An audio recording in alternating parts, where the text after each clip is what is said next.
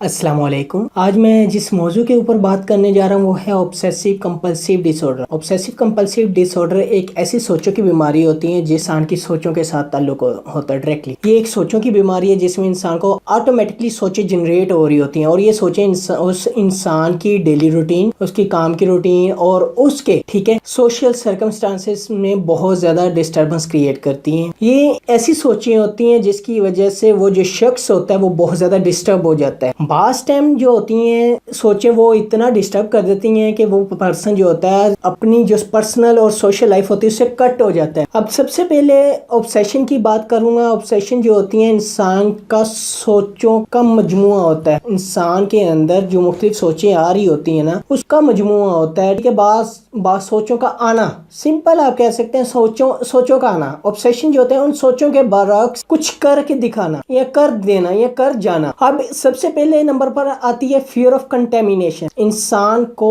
گندگی کا بہت زیادہ خوف ہوتا ہے. وہ اس قدر گندگی سے بہت الرجی کرتا ہے. وہ جہاں پر بھی تھوڑا سا باہر نکلتا ہے وہ کہتا ہے یار باہر گندگی، میں نے باہر نہیں جانا. اتنی گندگی ہوتی ہے، فیئر آف کنٹامینیشن کے، اسے گندگی کا خوف ہوتا ہے. دوسرے نمبر پر آتا ہے چیکنگ.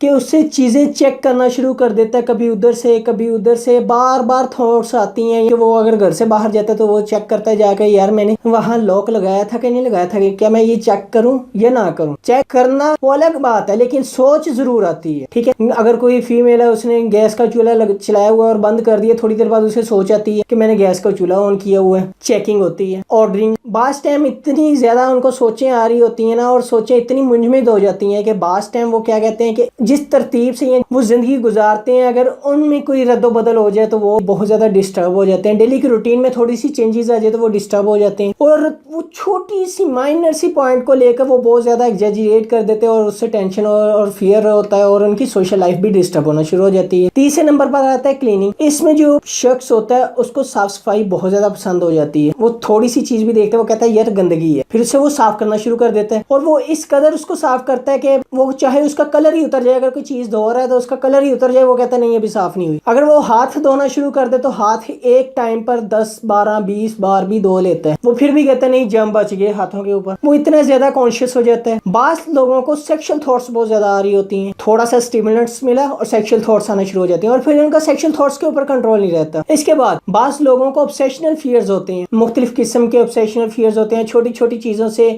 کہ اگر ایسا ہو جائے گا تو ایسا ہو جائے گا، اور ان کا سوچوں کے اوپر کنٹرول نہیں رہتا. اور obsessional fear ان کی ڈیلی روٹین تو بہت زیادہ ڈسٹرب کر دیتے ہیں. ایون کہ پرسن اتنا ڈسٹرب ہو جاتا ہے کہ وہ گھر سے نکلنا بھی مشکل ہو جاتا ہے اس کے لیے. اور ایک اور بہت کامن ہے ریلیجیس تھاٹس آنا شروع ہو جاتی ہیں غلط ملت لوگوں کو، جس کی وجہ سے وہ بہت زیادہ ڈسٹرب ہو جاتے ہیں، پریشان ہو جاتے ہیں. اب اس کا جو ڈیوریشن ہوتا ہے نا ان سوچوں کا، اگر کوئی شخص کو یہ سوچیں آ رہی ہیں اور یہ ان کا ڈیوریشن 1 گھنٹہ یا 1 گھنٹے سے زیادہ ہو ایک دن میں، تو اسے ضرور کسی سائیکولوجسٹ کے پاس جا کر چیک اپ کروانا چاہیے، تاکہ یہ بہت سیریس بیماری ہے. اس کا آغاز میں تو اتنا پرابلم نہیں ہوتی، لیکن جیسے جیسے ٹائم گزرتا جاتا ہے تو اس کی پرابلم سامنے آنا شروع ہو جاتی ہیں، اور پھر یہ لا علاج بھی ہو سکتی ہیں. اس سے پہلے کہ یہ علاج ہو جائے اس لیے ہمیں اس کا ٹریٹمنٹ کروانا چاہیے. ویورز، اگر آپ لوگوں کو یہ ویڈیو اچھی لگی تو کائنڈلی لائک کیجیے گا، شیئر کیجیے گا، اور اپنے دوسرے فرینڈز تک اس کو پہنچائیے گا اور کمنٹ ضرور کیجیے گا. اوکے، اللہ حافظ، اللہ نگہبان.